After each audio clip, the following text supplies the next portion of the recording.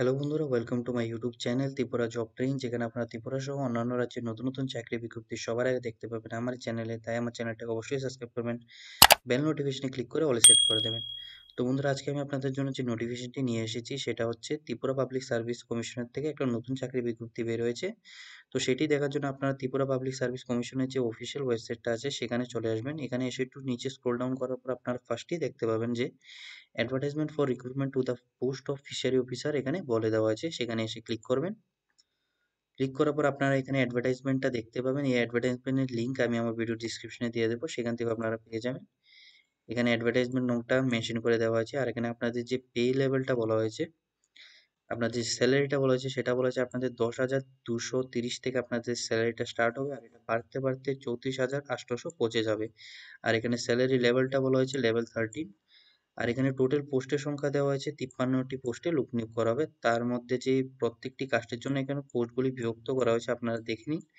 আর এখানে শুধুমাত্র মহিলাদের জন্য 18টি পোস্ট রিজার্ভ করে রাখা হয়েছে। তারপর হলো এডুকেশন কোয়ালিফিকেশন, যে আপনাদের কি কি এডুকেশন কোয়ালিফিকেশন থাকতে হবে এই পোস্টের জন্য অ্যাপ্লাই করতে হলে। আপনাদের এখানে বলা হয়েছে যে মিনিমাম এডুকেশন কোয়ালিফিকেশন থাকতে হবে, যেটা হবে মিনিমাম 4 বছরের ব্যাচেলর ডিগ্রি থাকতে হবে ফিশারি সায়েন্সের উপর।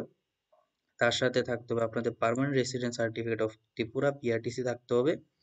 আর এখানে ডিজায়ারেবল কোয়ালিফিকেশনের মধ্যে বলা হয়েছে যে আপনাদের বাংলা অথবা ককবরক ল্যাঙ্গুয়েজ আপনাদের জানা থাকতে হবে। তার সাথে থাকতে হবে knowledge of aqua climate condition of Tripura.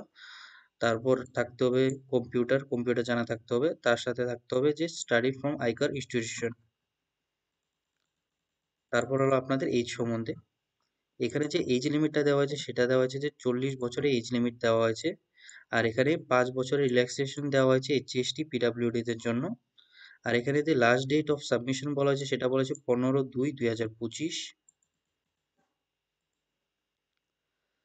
আর এখানে আপনাদের যে সিলেকশন প্রসেসের কথা মেনশন করে দেওয়া হয়েছে সেটা বলা হয়েছে যে আপনাদের ফার্স্টে একটা রিটেন এক্সামিনেশন হবে, সেটা হতে যাচ্ছে 180 মার্কে। তার জন্য আপনাদের 3 ঘন্টা দেওয়া হবে। আর এখানে এই যে রিটেন এক্সামিনেশন পার্ট 1 এর যে সিলেবাসটা বলা হয়েছে সেটা বলা হয়েছে যে English general knowledge including current affairs, তার মধ্যে থাকবে আপনাদের 30 মার্ক। আর পার্ট 2 তে ফিশারি সায়েন্স থাকবে, তাতে থাকবে আপনাদের 150 মার্ক। তারপর একটা ইন্টারভিউ হবে, তাতে থাকবে আপনাদের 20 মার্ক। টোটাল 200 মার্কের আপনাদের এক্সামটা দিতে হবে। আর এখানে আপনাদের একটা কথা বলে দেওয়া আছে যে কতজন ক্যান্ডিডেটকে এখানে কল কল দেওয়া হবে, ইন্টারভিউ কল দেওয়া হবে, যারা যারা রিটেন এক্সামিনেশন পাস করবেন। এখানে বলা হয়েছে যে ভ্যাকেন্সি যদি 3টি থাকে তাহলে 3 Times of number of vacancy vacancy লোকদের এখানে ইন্টারভিউর জন্য ডাকা হবে। তাহলে উপরে দেওয়া আছে যে 53টি পোস্ট এখানে দেওয়া আছে। তো টোটাল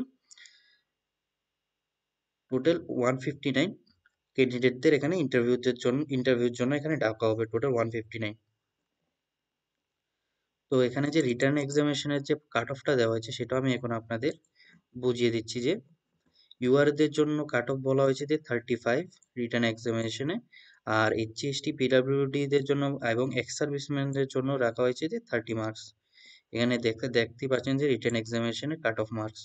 আর এখানে প্রত্যেকটি ভুল ভুল কোশ্চেনে আপনাদের প্রত্যেকটি ভুল উত্তরে আপনাদের 0.25 মার্ক এখানে কেটে নেওয়া হবে। এখানে নেগেটিভ মার্কিং এর কথা যা বলা হয়েছে।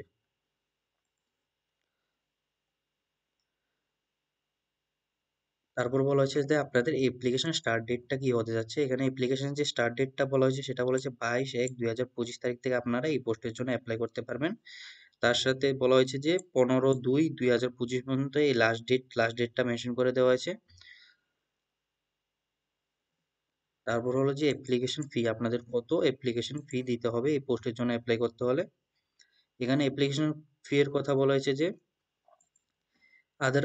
আদার কাস্টের জন্য যে অ্যাপ্লিকেশন ফি রাখা হয়েছে সেটা রাখা হয়েছে 350 টাকা। আর HST পিডাব্লিউডি এবং যারা যারা BPL কার্ড হোল্ড করেন তাদের জন্য রাখা হয়েছে 250 টাকা। ঠিক আছে বন্ধুরা, এটা হলো এই জব নোটিফিকেশনের সম্পূর্ণ ডিটেল। আমি সবগুলি শুরু থেকে শেষ পর্যন্ত আলোচনা করে দিয়েছি। যদি আমার ভিডিওটা ভালো লাগে তো অবশ্যই লাইক করবেন, সাবস্ক্রাইব করবেন এবং কোনো ধরনের প্রশ্ন থাকলে অবশ্যই কমেন্টে জানাবেন।